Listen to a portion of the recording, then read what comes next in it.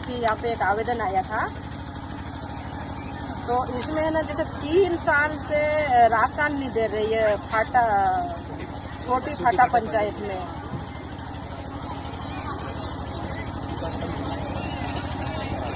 Ration card है और 30 सदस्य है एक परिवार में। हाँ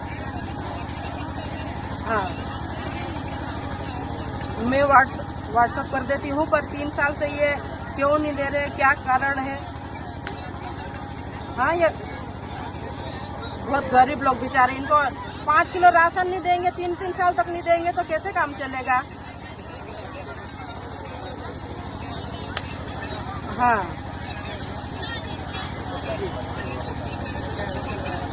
हाँ, जो भी कारण रहा, पर इनको ये राशन मिलना चालू हो जाए तो ज्यादा अच्छा, क्योंकि सबको मिल रहा, इनको नहीं मिल रहा।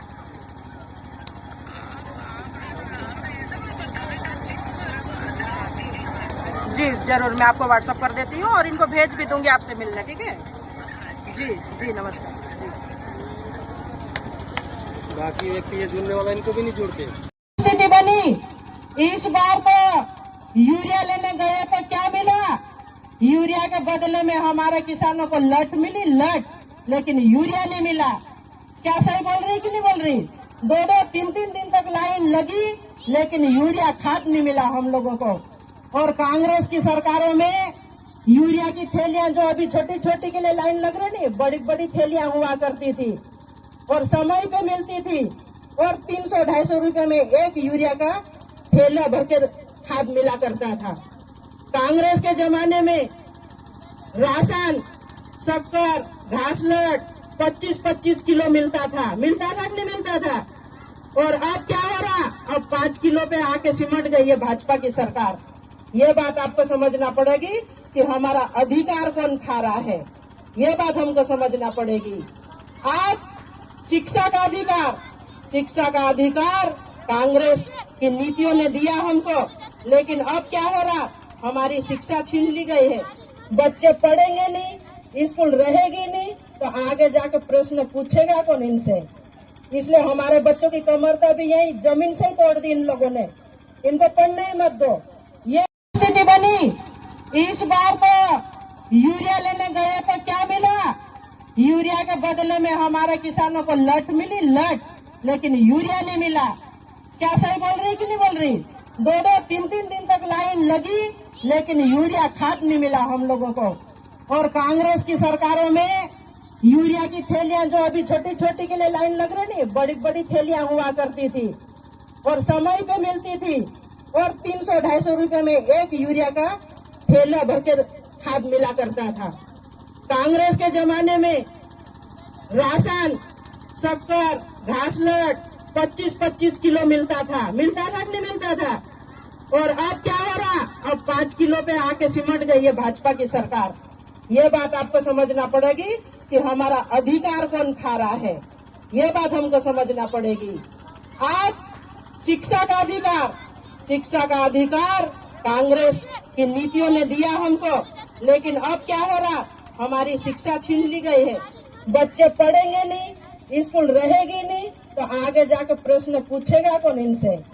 इसलिए हमारे बच्चों की कमर तो भी यही जमीन से ही तोड़ दी इन लोगों ने। इनको पढ़ने ही मत दो। ये नहीं बनी है। हमेशा भाजपा के राज में कौन कौन परेशान है? हमारा युवा परेशान है, जिसको नौकरी नहीं मिल रही। हमारी महिलाएं परेशान है, जिनको सम्मान नहीं मिल रहा। हमारी बेटियां परेशान है, जो आज कई क्षेत्रों में बलात्कार के शिकार हो रही है। और इनके राज में जिस प्रकार से इन्होंने शिक्षा को खत्म कर दिया, स्वास्थ्य पूरी तरह से डॉक्टर नहीं मिलेगा, वो खत्म हो चुका है। स्कूल है पूरी तरह से ध्वस्त कर दी, मर्ज के नाम से एक स्कूल बना रहे। अरे कांग्रेस के जमाने में फले स्कूलें हुआ करती थी।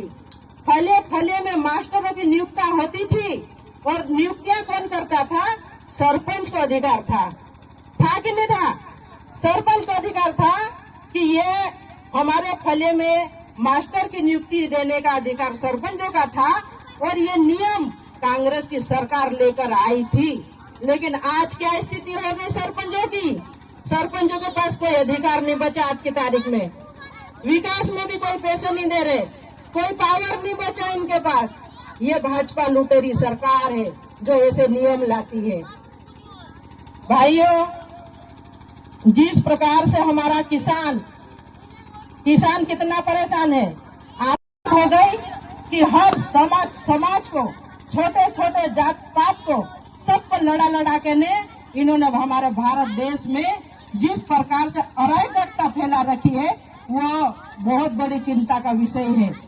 अरे हमारा देश अनेकता में एकता, भारत की विशेषता का एक नारा लगता था, लेकिन आज भाजपा के राज में यह नारा कहीं लुप्त होता दिखाई दे रहा है, क्योंकि हमारे देश में इतनी लड़ाइयां इन्होंने कर दी, कई धर्म के नाम से तो कई जाति के नाम से।